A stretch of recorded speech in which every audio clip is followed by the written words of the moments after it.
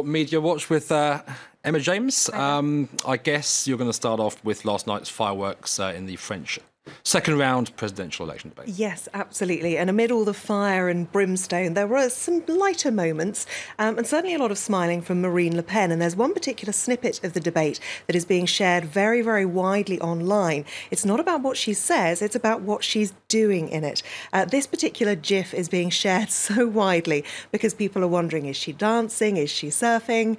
It is a rather strange moment in a French debate. Normally the presidentials are pretty dry affairs, very dignified, very cerebral. Talk about their really. Policies, that kind of thing. Absolutely, yes. But this is certainly a moment that's captured a lot of imaginations and amused a lot of people. Elsewhere, people are also focused on the fact that Emmanuel Macron coined a particular phrase, or his speechwriters did, who knows, the high priestess of fear. Everyone appears to love this particular phrase. It does certainly conjure up quite an image.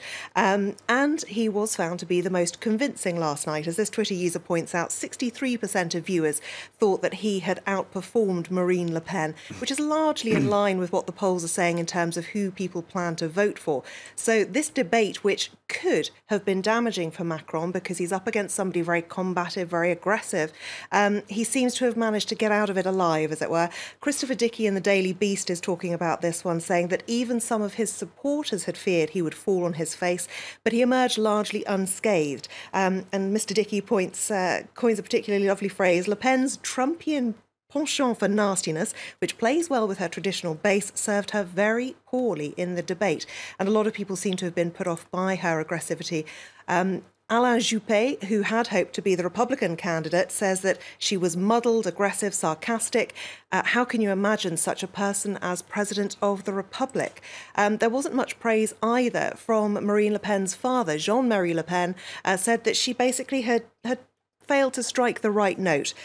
He stopped short of saying that she had lost the debate. He believes it was a draw between the two candidates.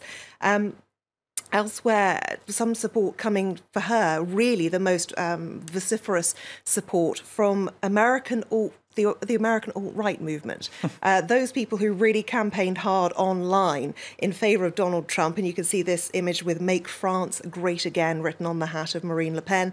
They liked her phrase, "France will be led by a woman, either me or Frau Merkel," talking about the fact she doesn't want Europe to dominate. The New York Times, though, says that although the American alt-right movement is focusing on the French elections, the messages really aren't taking hold here. They've done quite a lot of sophisticated research into Twitter use here in France, and they've found that really it just isn't being treated the same way and being seen as interesting or as important. Looking at some of the French headlines, Le Monde, the right-leaning newspaper, says Marine Le Pen, the strategy of lies. Libération, the left-leaning paper, much the same kind of thing. Marine Le Pen drowns the debate under an avalanche of false information. And also some interesting linguistic points coming up in the debate. Yes, absolutely. You might not have expected to learn too much new French from these debates, but there is one phrase in particular that a lot of people are talking about. When Mrs. Le Pen was talking about closing France's borders, Emmanuel Macron hit back with this phrase, "What you're proposing is poudre de perlimpinpin."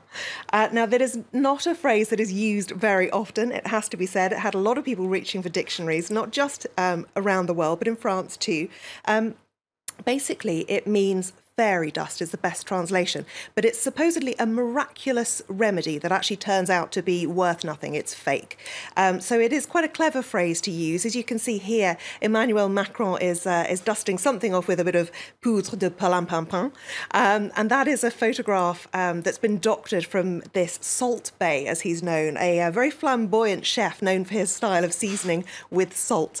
So people really love the idea of this poudre de perlimpinpin, but it wasn't the only word that came out in here. Le Parisien is talking about the outdated expressions that Mr. Macron used. It's why here in France too, some people didn't know about it. The other one they mention is galamatière, which actually means nonsense or claptrap. So there you go, plenty to learn. If you're English and you speak English, you might want to look at some of the other words that the local has translated too. Now, one other talking point, and this is terribly mean, the female host of the debate last night has won so many new fans for all the wrong reasons. Nathalie Saint-Cric is her name, and this image was captured of her looking very, very unimpressed. You can see her alongside Grumpy Cat here, and really her face came to symbolise what so many people were feeling as they were watching the debate. This Twitter user says, message to the journalists taken hostage, if you want us to come and look for you, blink twice. And other people sending out kidnap alerts too. And last word on this one, this gentleman says, I propose that we replace the expression at the end of your tether with to be Nathalie Saint-Cric. Thanks very much, Emma. We're going to take a short break, after which the headlines.